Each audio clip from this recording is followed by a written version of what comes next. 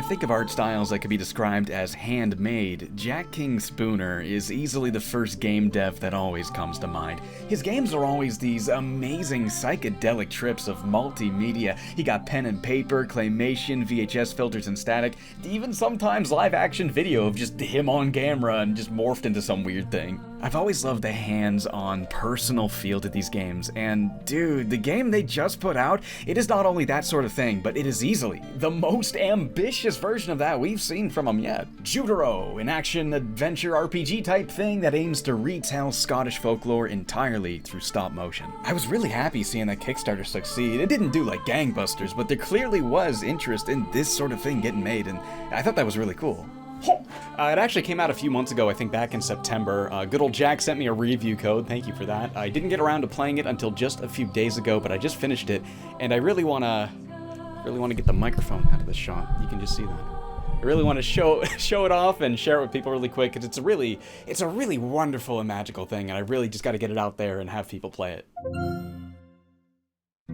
Tala and Jack Co. Okay, so for this one, Jack actually had a lot of programming and gameplay help from another dev named Tala.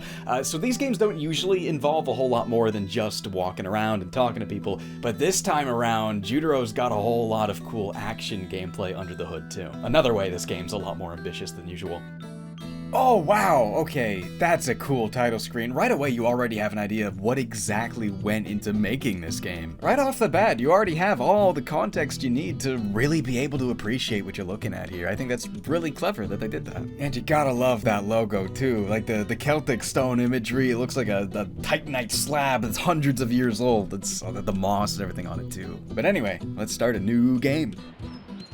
Here. Many a foot or a weary mile we have walked, Judero.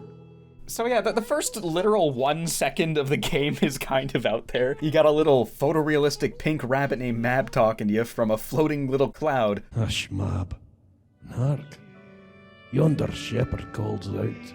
We then get a quick little gameplay segment that basically teaches us the ropes and stuff, and then Mab and Judero part ways so Judero can begin his quest to scale the Glass Mountain. There's nothing to be gained from being shy of goodbyes. Ours was a bond most handsome.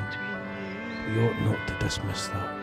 And just like that, we're already into it. So it's basically an action-adventure game. You're gonna roam the map, exploring the world, fighting enemies, discovering towns, talking to NPCs, and doing whatever little quests you'll find that advance the story, all through the eyes of Judero.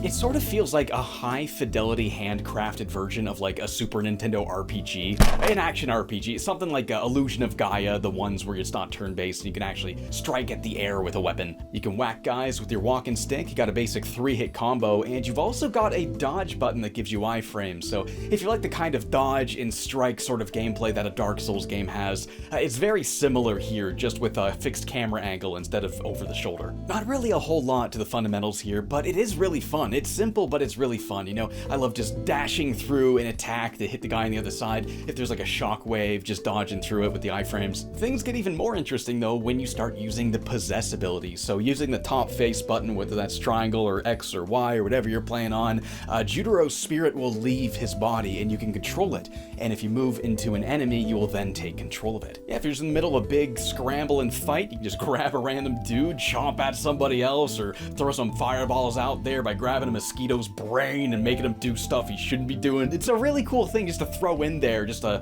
don't know, it's like throwing Cappy on something in Mario Odyssey. It's just so in the moment. It adds like a big layer of improvisation to the combat, which can be really fun sometimes. There was even times where I would like quickly possess a guy and there's a cliff right there, so I'm not like making him attack guys, I just make him walk off the cliff and then I go right back to what I was doing. It was really cool. You're also going to do a lot of puzzle solving with this move as well. Sometimes you'll have to possess a certain character to make it do a certain action.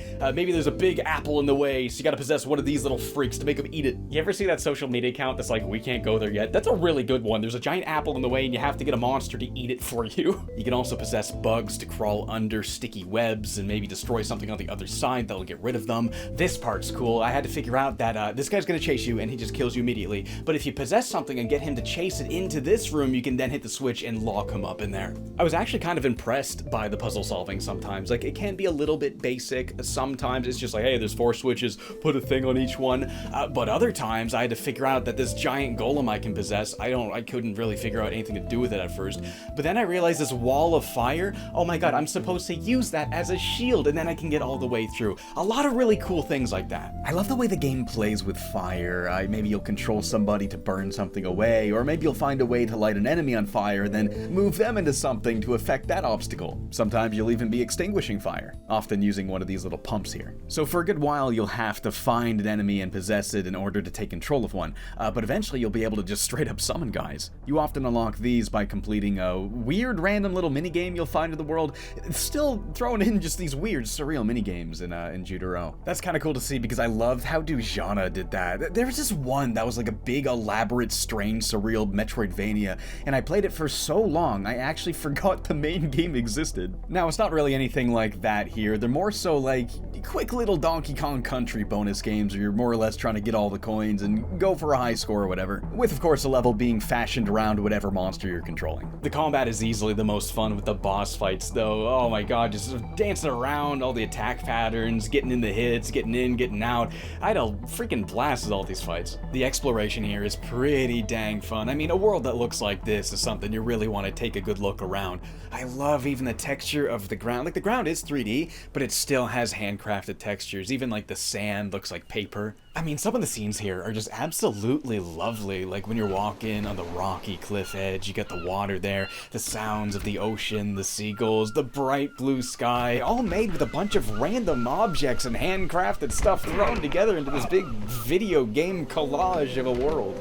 I mean, this thing just nails aesthetics out of the park in general. I mean, there's this one part where you're in a dungeon, and it looks like that one Donkey Kong 64 minigame where you're sneaking around, everything's like wooden and scary, and it was just like, here's an audio-visual experience penetrating my brain and leaking out something really good in there. I tell you, I don't know, it was just something about the way that part looked. It was just really, really neat. And let's talk about that HUD really quick, because I love the way this looks. I appreciate something that manages to wrap around the entire border without feeling intrusive at all. And I love the little character portrait at the top left that's always animating out in stop motion whatever Judero's currently doing. It's like Doom Guy face, but stop motion. It's cool. When I see this sort of thing, my brain always goes back to the Game Boy Advance version of Bionicle Heroes, the little Bionicle mask at the bottom left of the screen. Yeah, I bet you didn't think you were going to see that one today.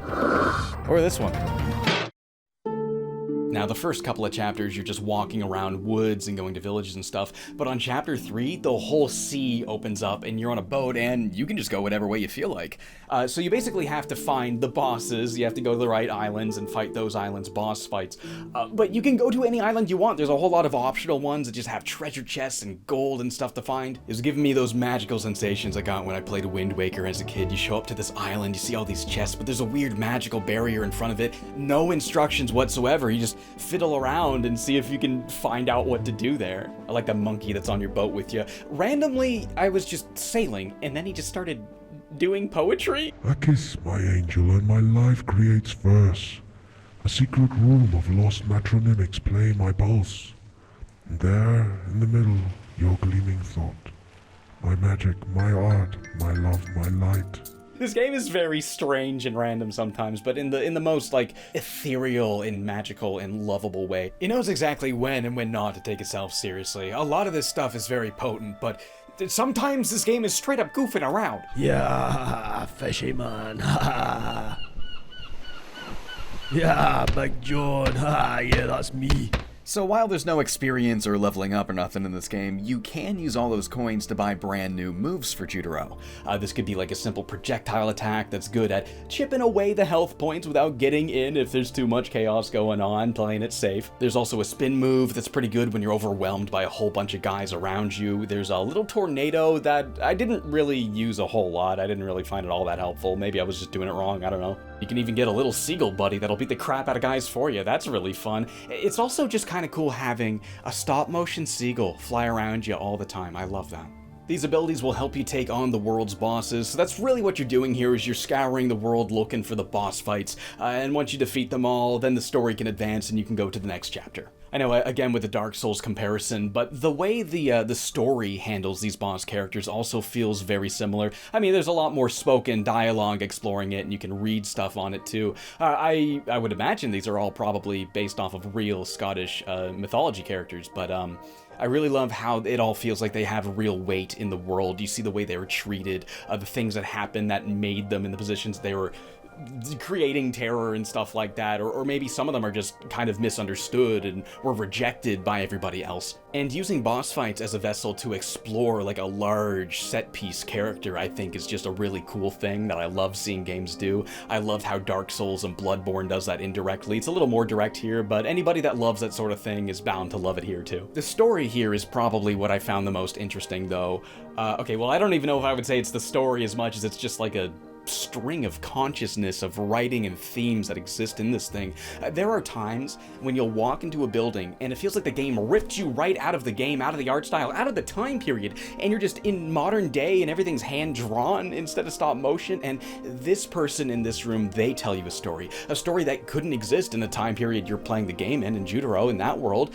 Yet you see a pattern. The sources of each conflict remain remarkably similar even still. It's like rippling through time. The context may change, but the consistencies in the very atoms that make our universe, they always bubble to the top in the same way no matter what area you live in. Like much of Jack King Spooner's work, a lot of existential philosophy here, so if you like that brain leakage of just thinking about consciousness and patterns of atoms and the stories that those atoms tell and the big confusing universe and all that, you will get a good helping spoonfuls of that in here too. I really loved seeing all of that in Dujana. It's just interesting to think about those sorts of out there things. You know, like you got these ideas of mortality and how our stories remain after we die, because what is a story other than the ideas our consciousness created before living on in the world after our temporary carbon vessel expires? Or whatever. And at this point in my life, I've seen my fair share of that sort of thing. I do like seeing it, but I think the reason it feels so particularly potent in Judero is that they're not just bringing up these topics to be shocking or uncomfortable. There is a degree of nihilism in this thing, sure, but these topics are often met with optimism and whimsy. I mean, even things as grim as death are made out to be a little magical, something to be accepted, yeah, but not necessarily to be feared. Even if you're not into the whole grim philosophy thing, though, there is still a lot to love here. I mean, like, the way this thing looks alone is enough to give it a whirl, right? It's just got such a personal, real hands-on, handcrafted feel to it. Now, it doesn't look like this perfect Aardman stop motion. It doesn't look like it was made in a super-duper Hollywood studio. It looks like it was made by one dude in a garage, and that's the whole point. It feels personal, you know? You see in the human imperfections, you see the process. You know exactly how much work went into this. You can see the behind-the-scenes in the final product. I often feel a bit distanced from the art in video games, because it's not immediately clear how they were made. Not everyone knows what a normal map is, but most people have squished some clay. Speaking of behind the scenes, I recommend checking out the actual behind the scenes if you get the game. It's really great seeing Jack show a bit of the process and what it means to him and all the joy he derives in crafting every little piece of it. Oh yeah, the music is also absolutely worth mentioning. It is unbelievable, like the magic of the game's Scottish fantasy setting is met perfectly with these little folk songs, just walking around the town and hearing this. Like, oh my god, I would leave the game on while I do other stuff just to listen to it. Oh, witty, don't you let me die an old maid. Now, for most of this video, I don't have the game on max settings, but man, if you crank it up, it looks really clean. I played it off my Steam Deck, which runs perfectly fine if you're playing in the 720p handheld mode, but recording it in 1080p off of this thing, it was a little stuttery here and there, so just to play it safe, I had the texture resolution cranked down a little bit sometimes. I did try it on my PC, and I don't have like an amazing PC.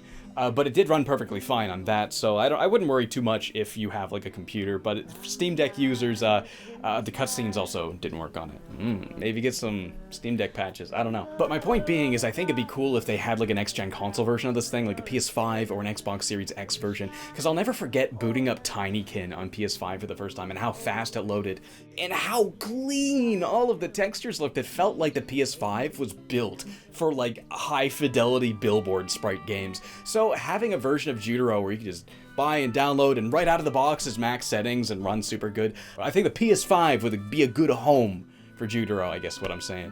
You could probably also get it running on Switch at like 30 FPS, but I don't know.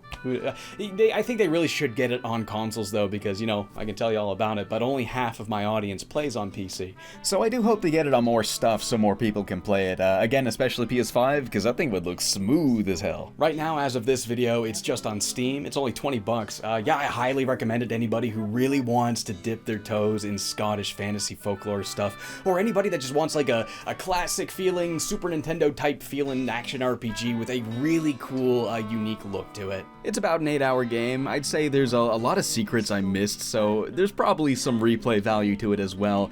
It's certainly the sort of thing I would like to experience more than once because of how unique it is. The ending of this thing is really freaking cool and absolutely worth the entire journey, so I'll say that much. Jack King Spooner games are like the ultimate buffet for the hungry fans of weird stuff who likes big concepts. Like, if the art and themes in Judero really click with you, make sure you play his other games too, like A Sluggish Moors, Pattern Circus especially. It's claymation aliens navigating where consciousness intersects with time and space itself, making of what we do with dreams and the human experience. And, well, I mean, you really just have to experience it. I can't really explain it. The visuals are already pretty wild, but the content of what these characters are talking about, it really does feel like the video game equivalent of a Don Hertzfeldt film, so please check out Jack's other work as well as Judero. You know what, why don't I put down a link to his itch page down below where you can find all of his stuff, and I'll have a link to where you can click on Judero on Steam down there too. But yeah, if all that sounds like your kind of jam, please check out Judero. Like, it's so unique. Like, there's stop motion games, but Jack King Spooner has such a unique flavor to it. Like, it is really unlike anything else. And, dude, I'm gonna be thinking about this one for a good long time. I really hope you check it out.